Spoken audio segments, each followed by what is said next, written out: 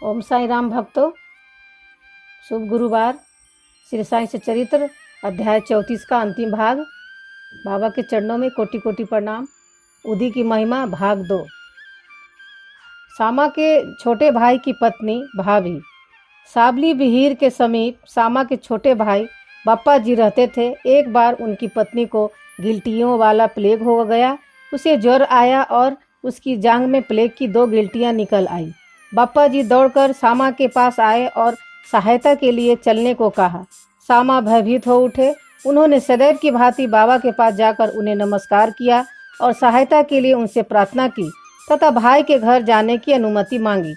बाबा ने कहा कि इतनी रात्रि व्यतीत हो चुकी है, अब इस समय तुम वहां जाओगे, केवल उदी ही भेज दो।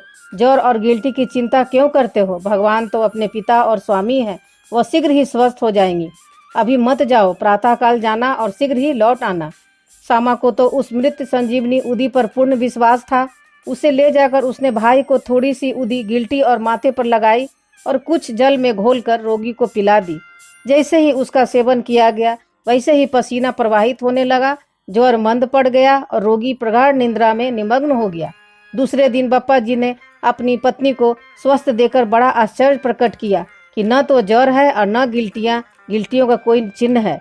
दूसरे दिन जब सामा बाबा की आज्ञा प्राप्त कर वहां पहुंचे तो अपने भाई की स्त्री को चाय बनाते देखकर उन्हें बड़ा आश्चर्य हुआ। अपने भाई से पूछताछ करने पर उन्हें पता चला कि बाबा की उदी ने एक रात्रि में ही रोग को समूल नष्ट कर दिया है। तब सामा को बाबा के शब्दों का मर्म समझ में आया कि प्रातःकाल जाओ और शीघ्र लौट कर आओ। चाय पीकर सामा लौट आए और बाबा को प्रणाम करने के पश्चात कहने लगे कि देवा, यह क्या नाटक है? पहले बवंडर उठाकर हमें अशांत कर देते हो, फिर हमारी शीघ्र सहायता कर सब ठीक ठाक कर देते हो। बाबा ने उत्तर दिया कि तुम्हें ज्ञात होगा कि कर्म पथ अति रहस्यपूर्ण है। यद्यपि मैं कुछ भी नहीं करता, फिर भी लोग मुझे ही कर्मों के लिए दोषी ठहराते हैं। मैं तो एक दर्शक मात्र हूँ।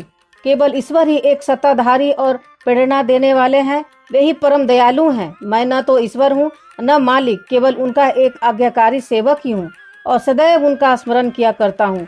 जो निर्भिमान होकर अपने को कृतज्ञ समझकर उन पर पूर्ण विश्वास करेगा, उसके कष्ट दूर हो जाएंगे और वह उसे मुक्ति की प्राप्ति होगी।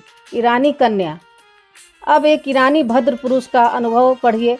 उनकी छोटी कन्या घंटे घंटे पर मूर्छित हो जाया करती थी। उसके दांत कस जाते थे, उसके हाथ पैर ऐंठ जाते थे और वह बेहोश होकर भूमि पर गिर पड़ती थी। जब नाना प्रकार के उपचारों से भी उसे कोई लाभ न हुआ, तब कुछ लोगों ने उस ईरानी से बाबा की उदी की बहुत प्रशंसा की और कहा कि यह विले पार्ला बम्बई में काका साहेब दीक्षित के पास से ही प्राप्त हो सकती है। तब ईरानी महाशय ने वहां से उदी लाकर जल में घोलकर अपनी बेटी को पिलाई। प्रारंभ में जो दौरे 1 घंटे के अंतर से आया करते थे, बाद में वे 7 घंटे के अंतर से आए और कुछ दिनों के पश्चात ही तो वह पूर्ण स्वस्थ हो गई। हरदा के महानुभव। हरदा के एक महानुभव पथरी रोग से ग्रस्त थे। यह पथरी केवल शल्य चिकित्सा द्वारा ही निकाली जा सकती थी। लोगों ने भी उन्हें ऐसा करने का परामर्श दिया। वे बहुत ही वृद्ध तथा दुर्बल थे और अपनी दुर्बलता देखकर उन्हें शल्य चिकित्सा कराने का साहस न हो रहा था। इस हालत में उनकी व्याधि को और इलाज ही क्या था। इसी समय नगर के इमामदार भी वहां आए हुए थे, जो बाबा के परम भक्त थे तथा उनके पास भी उदी भी थी।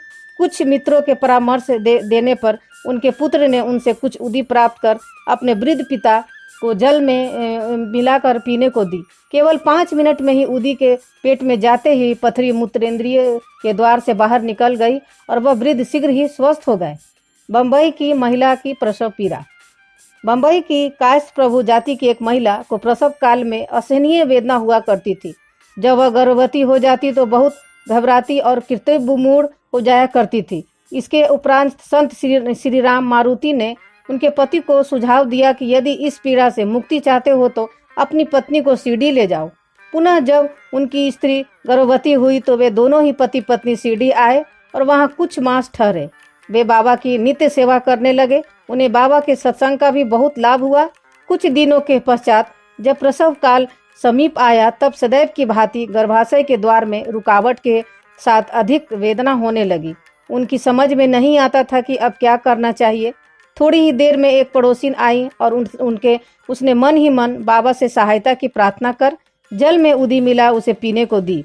तब केवल 5 मिनट में ही बिना किसी कष्ट के प्रसव हो गया। बालक तो अपने भाग्यानुसार ही उत्पन्न हुआ, परंतु उसकी माँ की पीड़ा और कष्ट सदा के लिए दूर हो गई। वे अपने बाबा का बहुत कृतज्ञ समझने लगे और जीवन पर्यंत उनके प्रभारी बने रहे। बोलो श्री सद्गुरु साईनाथ महाराज की जय।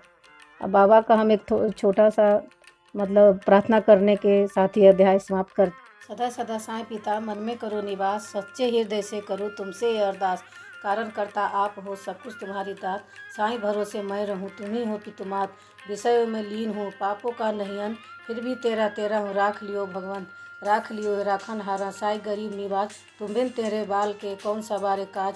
दया करो दया करो दया करो मेरे साईं, तुम बिन मेरा कौन है बाबा इस जग माही। मैं तो कुछ भी हूँ नहीं सब कुछ तुम ही हो नाथ, बच्चों के सर्वस्व प्रभु सुन तुम साईं सदा रहो मेरे साथ, सदा सदा रहो मेरे साथ। ओम साईं राम।